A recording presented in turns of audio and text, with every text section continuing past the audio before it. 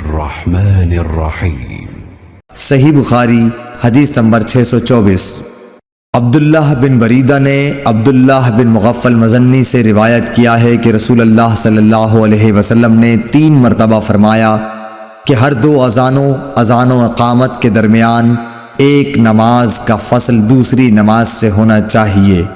तीसरी मरतबा फरमाया कि जो शख्स ऐसा करना चाहे।